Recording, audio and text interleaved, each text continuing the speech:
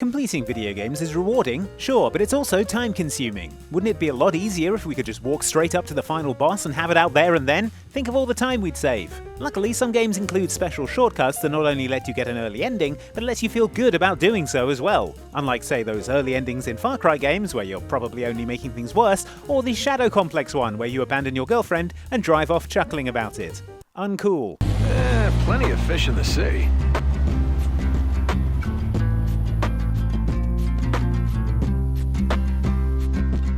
Here then are 7 times the game let you get a good ending nice and early, giving you some free time for later. Enjoy! Morgan, don't. I'm only a shallow copy of you, and I know better than to abandon Talos 1. If you leave now, you're only delaying the inevitable. Where do you think the Typhon will go next? Prey, by Dishonored developer Arcane Studios, is set on a futuristic space station on which things have gone horribly wrong. As if there's any other kind.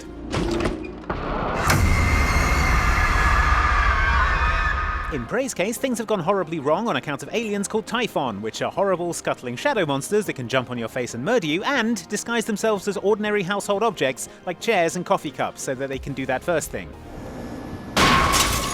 As with any horror sci-fi set on a space station, your first thought is naturally, why can't I just get in an escape pod and f*** off? To which the answer is that the escape pods are broken, or possibly giant mimics. You never can tell in this game. I'm in the escape pod with Emanuela de Silva. We're stuck in the launch tube. However, there is one escape pod in the game that you can still use, and if you fancy heading off a little early, you can do just that about halfway through the game. Thus, you completely bypass the tough choice in the game's real ending over whether to save Talos 1 or destroy it. Convenient. I can't predict what would happen if you scan the Apex, but all my models point to suffering. The escape pod in question belongs to protagonist Morgan Yu's brother Alex and can be accessed by swiping the keycard for it from Alex's room and then using it to extend a bridge up to the escape pod located on the roof of Alex's office. At which point, you're free to bounce, but not before you get a stern telling off from Alex himself. Morgan, I don't understand how you got the launch key to that escape pod. Of all the ways the test could have changed you, this was the last one I expected. You're just quitting. Yeah, I prefer to think of it as winning quickly, Alex. If you feel that strongly, hide your keycards better next time.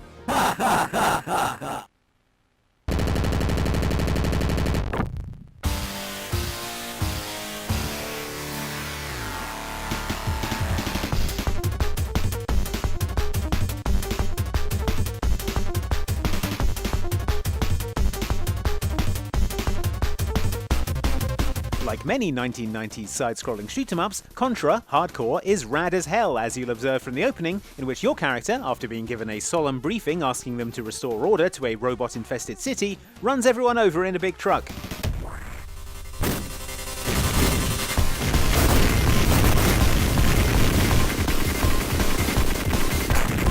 The aim of the game is for you, playing as one of the members of the hardcore of the title, to stop a terrorist organization led by one Colonel Bahamut from using alien technology to produce weapons. This process involves mad scientists being eaten by plants, running around on a dinosaur, and of course, racing a robot made of balls down a motorway.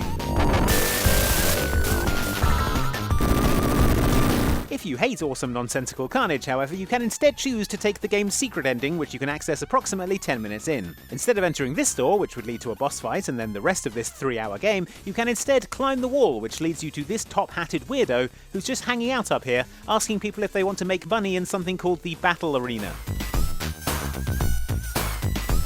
If, against all sensible instincts, you say yes, you're thrown into a room with a baying crowd and forced to fight a weaponized Funko Pop that throws fish at you, a skeleton with a shopping trolley, and a big, spiky, ball head thing. Once these 3 fights are done, the good news is that you are the Battle Arena champion and the game is over, although the interdimensional portal is still open and you fall into it, back to prehistoric times, which is full of apes who are absolutely losing it. As you'll see in this secret ending, several years pass, and now your character is King of the Apes, with a sweet Dragonborn helmet, and also this ape is in love with him, I guess. Also, Colonel Bahamut hasn't been born yet, which technically counts as stopping him. Look, at least it was quick.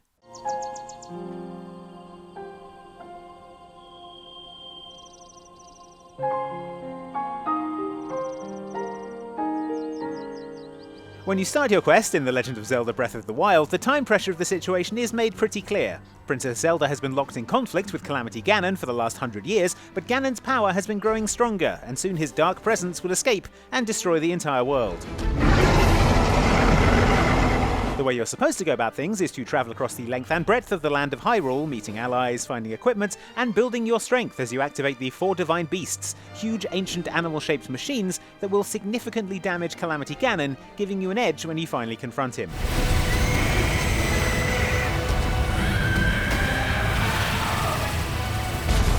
Or, and hear me out, what if instead you just head straight to Hyrule Castle and kill Ganon right at the very start of the game?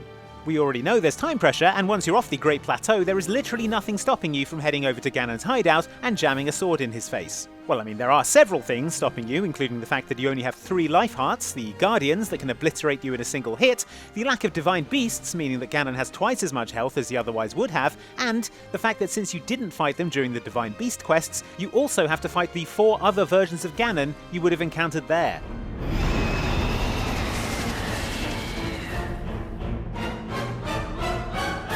It is still possible, however, and if you've got the right combination of skill, persistence, and sheer bloody-mindedness, you can go from waking up at the very start of the game to striking the final blow against Dark Beast Ganon in about 30 minutes. Hey Zelda, sorry I'm late. I stopped to put on these boxer shorts. Hope that's cool. Let's get started.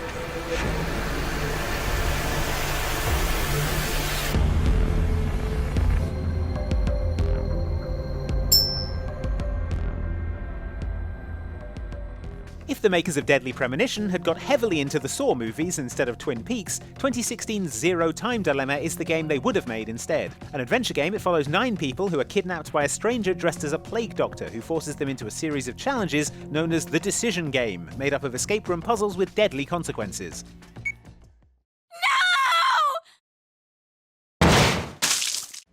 The challenges begin at the very start of the game with the stranger asking the group to call a coin flip. If they get it right, they can go free, but if they get it wrong, they'll be placed into the deadly game, there to fight for their lives against elaborate death traps and difficult moral decisions.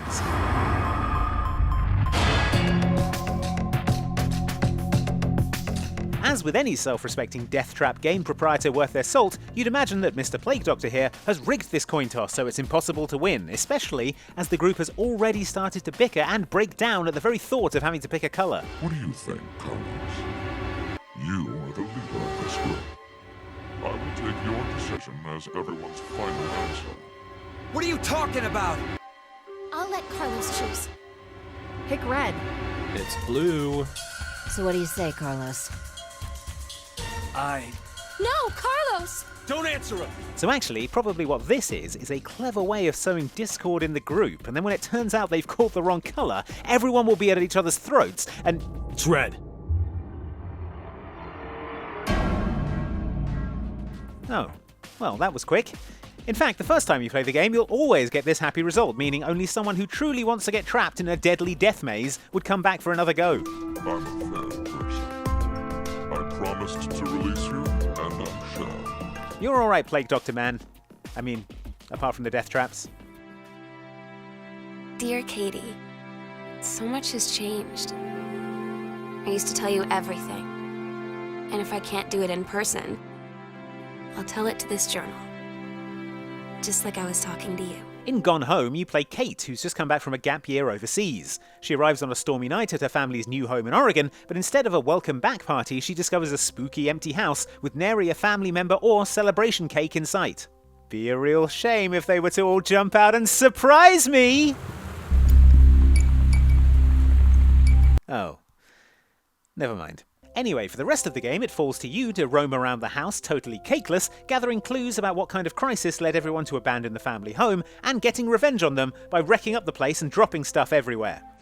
How hard would it have been to just pick up some cupcakes at the supermarket? If you prefer, however, you can actually successfully complete Gone Home in under a minute by opening the front door, making a beeline for the secret panel next to the stairs, grabbing the attic key, and then heading to the attic.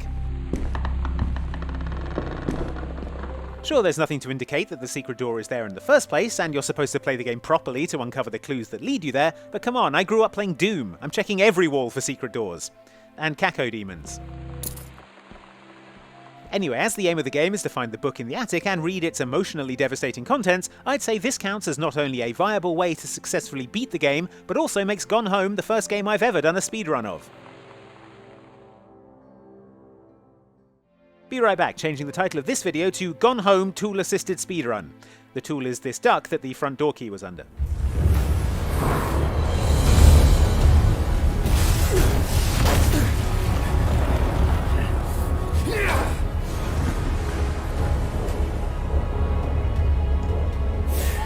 What am I doing wasting my time here? He's got this.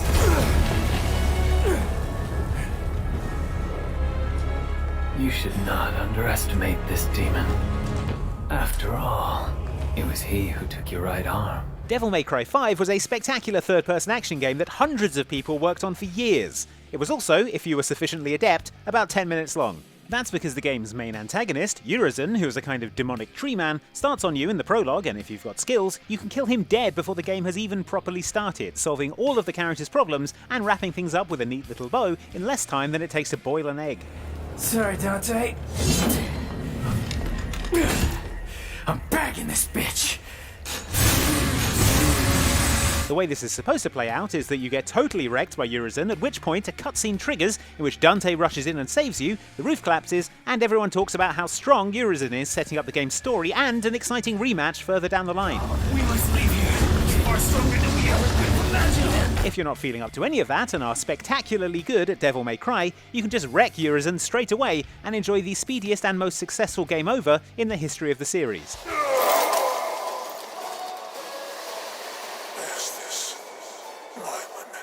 So speedy, in fact, that the developers didn't even have time to finish making the ending. Sounds like a win to me. Pub?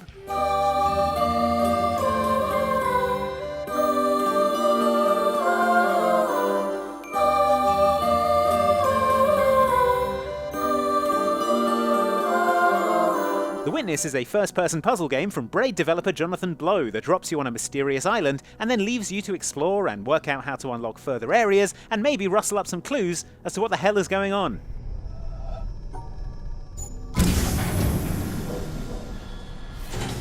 If all that sounds like too much hard work, however, you can instead totally ignore the first puzzle the game wants you to do on emerging from the opening tunnel, and instead line up the sun with this column of light to solve it like one of the game's regular puzzles.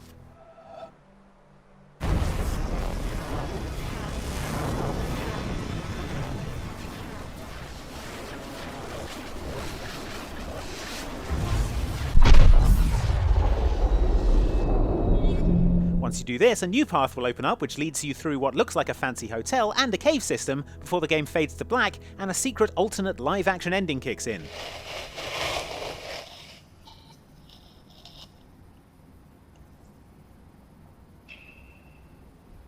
In this secret ending, a man wakes up on a couch in a game development studio, unhooks himself from an IV, and then wanders around the place touching things, eating cookies, and making himself coffee.